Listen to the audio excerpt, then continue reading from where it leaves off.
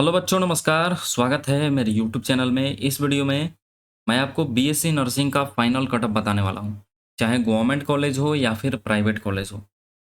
तो वीडियो को पूरा देखिएगा। जो मैं आपको कटअप बताऊंगा, अगर आपका रैंक उसके अंडर है तो आप काउंसलिंग के लिए वेट कर सकते हैं। और अगर आपको बीएससी नर्सिंग ही चाहिए और उस रैंक के बाहर है तो आप अगले साल के लिए प्रिपरेशन शुरू कर दीजिए। ज़्यादा टाइम वेस्ट करने से अब कोई फ़ायदा नहीं है ना। अभी से आप प्रिपरेशन कीजिएगा तो चांस है कि अगले साल आपको एक अच्छा कॉलेज मिल जाए। तो चलिए वीडियो को शुरू करते हैं। देखिए, गवर्नमेंट कॉलेज की बात करें तो टोटल हमारे पास 9 सरकारी कॉलेज है और 9 सरकारी कॉलेज में 60-60 सीट है। मतलब टोटल हमारे पास 540 सीट है, सारे कैटेगरी को मिला के। बिहार में बहुत सारा कैटेगरी चलता है, तो कैटेगरी वाइज जो है कितना कितना सीट्स है आप सब में देख सकते हैं। जैसे यूआर कैटेगरी के लिए 144 है ना। और भी आप देख सकते हैं आरसीजी जो कि फीमेल का कैटेगरी होता है, उसमें 16 सीट है। तो सारे कैटेगरी को मिला के मात्र हमारे पास 540 सीट है ना। कॉलेज की बात करें तो एनएमसीएच पटना हो गया, बिम्स पावापुरी, भागलपुर, दरभंगा, एनएमसीएच गया। ये सब जो है पहले 5 ही कॉलेज थे, है ना। ये सब टॉप कॉलेज में आते हैं। बच्चे इनको ज़्यादा प्रेफर करते हैं क्योंकि पहले से ही इनमें एडमिशन हो रहा है। बाकी जो आप 4 कॉलेज देख रहे हैं ये नया ऐड हुआ है ना, 1-2 साल पहले। तो इनका कटऑफ थोड़ा-सा कम जाता है।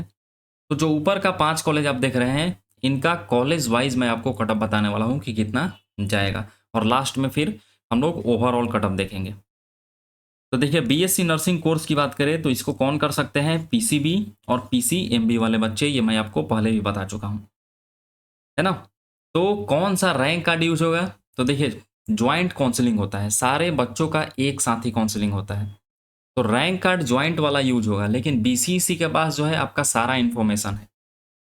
तो काउंसलिंग जो है, जो आपको कॉलेज मिलेगा वो आपको स्ट्रीम रैंक से मिलेगा, लेकिन यूज किसका होता है? ज्वाइंट रैंक का यूज होता है ना। तो इसमें कंफ्यूजन नहीं होना है, दोनों रैंक कार्ड आपके लिए इंपॉर्टेंट है। क्योंकि काउंसलिंग एक साथ होता है तो ज्वाइंट रैंक कार्ड का यूज होता है, लेकिन बीसीईसी के पास आपका सारा इन्फॉर्मेशन रहता है तो वो स्ट्रीम रैंक आपका देखेगा कि पूरे पीसीबी कैटेगरी में आपका रैंक कितना है। ये स्ट्रीम रैंक ही यहाँ पर मैं आपको बताया हूँ, है ना। तो आपको स्ट्रीम रैंक कार्ड पे देखना है कि इस रैंक के अंडर है तो मुझे ये कॉलेज मिलेगा या बीएससी नर्सिंग का कोई कॉलेज मिल सकता है ना। तो पीसीबी वाले बच्चे भी अपना स्ट्रीम रैंक देखेंगे और पीसीएमबी वाले जो बच्चे हैं वो अपना पीसीबी कैटेगरी का स्ट्रीम रैंक देखेंगे कि इस रैंक के अंडर है तो मुझे ये सब कॉलेज मिलेगा।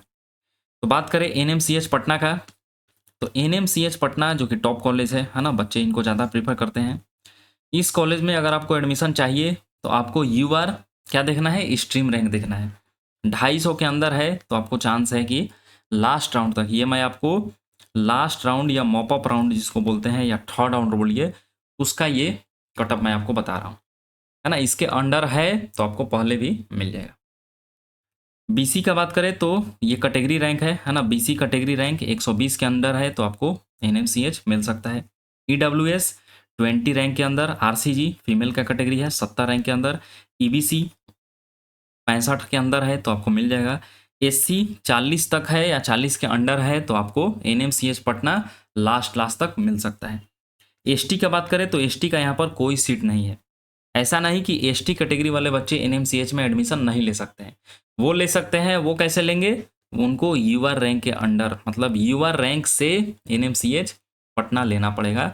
एसटी कैटेगरी के लिए कोई सीट यहाँ पर रिजर्व नहीं है, आप देख सकते हैं एनएमसीएच पटना में एसटी के लिए यहाँ पर कोई सीट रिजर्व नहीं है। अगर आपको लेना है तो आपको यूआर रैंक से लेना पड़ेगा, है ना। डीक्यू वाले बच्चे, अगर डीक्यू रैंक जो है 3 है तो आपको कॉलेज मिल जाएगा। दूसरा कॉलेज बिम्स पावापुरी की बात करें तो युवा रैंक जो है 620 के अंदर है तो चांस है आपको मिल जाएगा। बीसी जो है 240 के अंदर है, आपको मिल जाएगा। ईडब्ल्यूएस 70 के अंदर, आरसीजी 140, ईबीसी 135 के अंडर, एससी जो कि कैटेगरी रैंक, ये सब मैं आपको बता रहा हूँ 137 के अंदर है तो आपको मिल जाएगा। एसटी यहाँ पर सीट है एक, तो एसटी रैंक 8 के अंदर है तो आपको मिल जाएगा।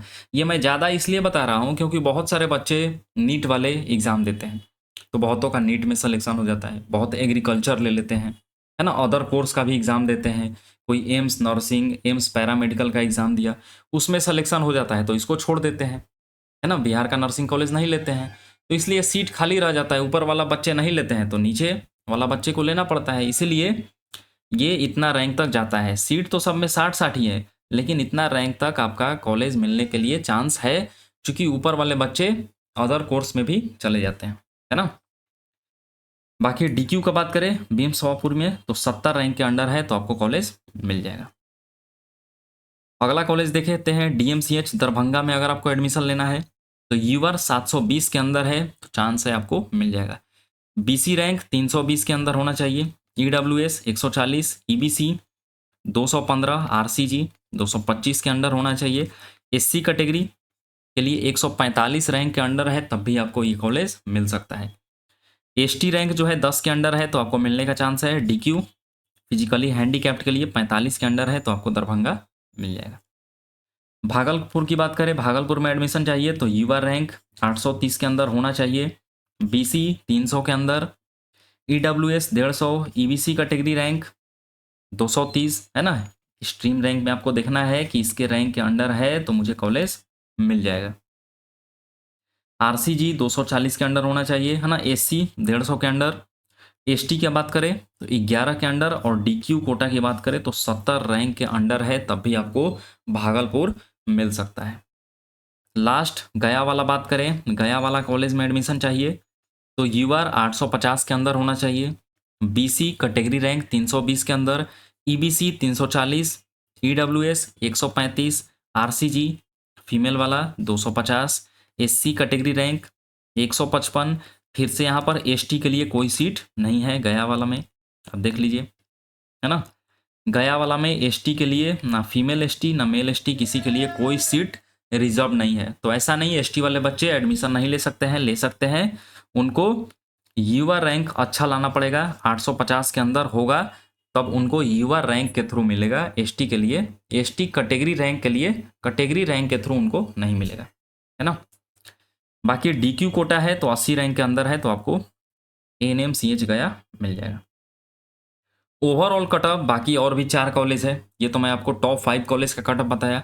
बाकी और सारे कॉलेज को मिलाकर कोई ना कोई किसी कॉलेज में आपको एडमिशन चाहिए, ओवरऑल कटअप जो होगा बीएससी नर्सिंग का बीसीईसी 2025 के लिए, उसमें युवा रैंक अगर आपका 1600 के अंडर है तो लास्ट राउंड या जिसको मॉपअप राउंड बोलते हैं उसमें आपको कॉलेज मिलने का चांस है। ये 9 कॉलेज जो आपको दिख रहा है उनमें से कोई। बीसी रैंक 600 के अंडर है तो आप सेफ मान सकते हैं, है ना। ईबीसी 500 के अंदर, है ना। यहाँ पर बीसी का कटअप लो जाता है ईबीसी से, इस बात का ध्यान रखना है आपको। ईडब्ल्यूएस 280 के अंदर है तो आपको चांस है मिलने का, है ना। एससी कैटेगरी रैंक 250 के अंदर है तो कोई ना कोई मिल जाएगा 9 कॉलेज में से। एसटी 20 के अंदर है तो चांस है। आरसीजी 360 या 300 के अंदर है तो आप बिल्कुल भी सेफ है ना। और डीक्यू फिजिकली हैंडीकैप्ड वाले 100 रैंक के अंदर है तो आप बिल्कुल सेफ मान सकते हैं, आपका एडमिशन इन 9 कॉलेज में से किसी कॉलेज में हो जाएगा, है ना। तो ये आपका ओवरऑल कट ऑफ है। इस रैंक के अंडर है तो आप काउंसलिंग का वेट कीजिए, काउंसलिंग में डिले भी हो सकता है ना, चूंकि अभी एमबीबीएस वाला का काउंसलिंग शुरू होने वाला है। तो मे बी काउंसलिंग अक्टूबर या फिर नवंबर भी जा सकता है बीसीईसी का काउंसलिंग, है ना। तो अगर आपका रैंक इसके अंडर है तो आप वेट कीजिए, है ना। और नहीं है तो आप तैयारी शुरू कर दीजिए, ज़्यादा टाइम वेस्ट करने से अब कोई फ़ायदा नहीं है।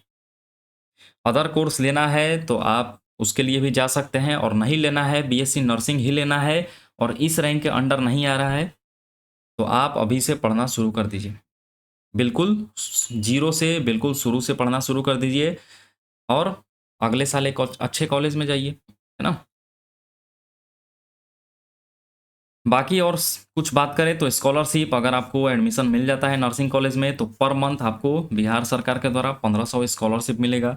कॉलेज फ़ी की बात करें तो बहुत कम, मिनिमम 5000 फी जो है ये आपको पर ईयर लगता है ना। तो टोटल अगर हम लोग देखें बहुत ही कम फी में जो है आपका पूरा बीएससी नर्सिंग का कोर्स जो है वो ख़त्म हो जाएगा, है ना।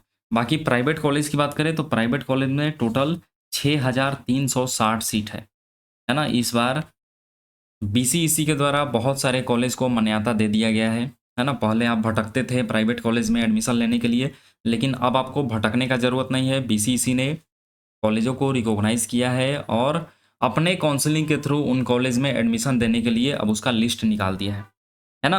तो प्राइवेट कॉलेज में अगर आपको एडमिशन चाहिए तो ज़्यादा पैसा उसमें भी नहीं लगने वाला है ना? करीब-करीब 8 या 10 लाख के अंदर जो है, आप किसी भी कॉलेज से बीएससी नर्सिंग कर सकते हैं। जिनको मान्यता मिला है, मैं इनको लिस्ट की बात करूँ, तो आप देख लीजिए यहाँ पर, है ना? बहुत सारा कॉलेज है, प्राइवेट कॉलेज ये आप देख रहे हैं। इन्हीं कॉलेज में अगर आप एडमिशन लीजिएगा तो अच्छा है आपके लिए, चूँकि इनको मान्यता इस बार दे दिया गया है बीसीईसी के थ्रू। आप ब्रोंकस बीसीईसी का जो ब्रोंकस है उसमें भी आप देख सकते हैं इन सारे कॉलेज को, है ना? गुलज़ार बाग पटना हो गया, कुर्जी होली फैमिली हॉस्पिटल, सब में जो है 60-60 सीट, किसी-किसी में 100 सीट भी है ना? तो इतना सारा कॉलेज है, करीब हर जिला में जो है कॉलेज को मान्यता दे दिया गया है। टोटल 82 कॉलेज है ना? 82 कॉलेज है। इन्हीं में से अगर आप किसी कॉलेज में एडमिशन लेते हैं, अपने अगर कोई आपका जिला है, डिस्ट्रिक्ट है, उसमें आप देख लीजिए कौन-सा कॉलेज है। उस कॉलेज में अगर आपको एडमिशन लेना है, तो वहाँ पर जाके आप बातचीत कर सकते हैं कि कैसे एडमिशन होगा, कितना चार्ज है, कितना फ़ी है ना? सारा कॉलेज सेम ही है और जो भी कॉलेज में आपको एडमिशन लेना है, ख़ास तौर से प्राइवेट वाला, आप एक बार विज़िट कर लीजिए कि उसमें पेशेंट आ रहे हैं कि नहीं आ रहे हैं, है ना? उसका पेशेंट फ्लो कैसा है? बाकी उसमें पढ़ाई-लिखाई होता है या नहीं? वहाँ जो स्टूडेंट पढ़ रहे हैं, उनसे आप बात कर लीजिए, है ना? प्राइवेट कॉलेज थोड़ा-सा डिफरेंट होता है गवर्नमेंट कॉलेज से। तो जिस भी कॉलेज में एडमिशन लेना है, आप दूसरे के कहने पर मत लीजिए, आप खुद जाइए, वहाँ पर देखिए कि कैसा चल रहा है, एक दिन आप रुकिए, है ना? होटल लेकर या कोई पहचान वाला है वहाँ पर और उस कॉलेज को ऑब्ज़र्व कीजिए, चूँकि आपको 4 साल उस कॉलेज में बिताना है। आपके करियर का बात है, सीखने का बात है ना? जब तक आप सीखिएगा नहीं, तो डिग्री लेने से कोई फ़ायदा नहीं है। प्राइवेट कॉलेज लेना है, तो आपको सोच समझ के लेना है ना? और सारे कॉलेज का फ़ी लगभग सेम ही है, 10 लाख के अंदर जो है आप किसी भी कॉलेज से कर सकते हैं। तो टोटल आप देख रहे हैं कि 6360 प्राइवेट सीट्स है इस बार बीसीईसी के थ्रू जिनको मान्यता दिया गया है। बाकी और भी बहुत सारे कॉलेज हैं जिनको कोई परीक्षा का भी ज़रूरत नहीं होता है, वो डायरेक्ट एडमिशन भी लेते हैं। तो ऐसे कॉलेज से आपको बचना है ना? जिनको रिकॉग्नाइज़ किया गया है, उन कॉलेज में आप एडमिशन लीजिएगा। यहाँ पर आप स्टूडेंट क्रेडिट कार्ड जो बिहार सरकार के द्वारा दिया जाता है, उसका भी आप फ़ायदा उठा सकते हैं, है ना? 4 लाख आपको वहाँ से मिल सकता है लोन, तो और भी आपका कम पड़ जाएगा, है ना? तो इस बात का आपको ध्यान रखना है। और गवर्नमेंट कॉलेज की बात करें तो टोटल मान लीजिए कि आपका 1 लाख में आप पूरा बीएससी नर्सिंग कर लीजिएगा, है ना? बाकी खाना-वाना का अलग चार्ज लगता है। 1 लाख आप मैक्सिमम मान के चल सकते हैं, 60 से 80 हज़ार में ही आपका टोटल गवर्नमेंट कॉलेज से बीएससी नर्सिंग खत्म हो जाएगा। तो ये टोटल बीएससी नर्सिंग के लिए इन्फॉर्मेशन था। आई होप आप सबका कंसेप्ट जो है वो क्लियर हो गया होगा, चाहे गवर्नमेंट कॉलेज हो या फिर प्राइवेट कॉलेज हो।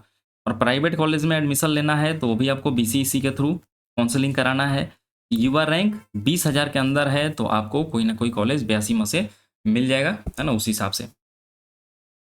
अगले वीडियो में हम लोग देखेंगे अलग-अलग जो कोर्सेज हैं उनका कट ऑफ। इस वीडियो में मेनली मैं बीएससी नर्सिंग पर फोकस किया हूँ, बाकी अगला जो बी फार्मा हो गया, एग्रीकल्चर हो गया या फिर इंजीनियरिंग हो गया, उस पे हम लोग पूरे डिटेल में बात करेंगे, कौन सा कॉलेज अच्छा है, कितना कट ऑफ जा सकता है कि आपको कॉलेज मिल जाए। और अगर आपको वही सब कॉलेज चाहिए और उतना रैंक नहीं आ रहा है तो आप प्रिपरेशन शुरू कर दीजिए, चूँकि रिजल्ट आए हुए भी बहुत दिन हो गए। तो अभी तक अगर आप इधर-उधर वेट कर रहे हैं, है ना? काउंसलिंग का वेट कर रहे हैं, तो काउंसलिंग में भी बहुत टाइम है। तो ज़्यादा टाइम वेस्ट करने से कोई फ़ायदा नहीं है।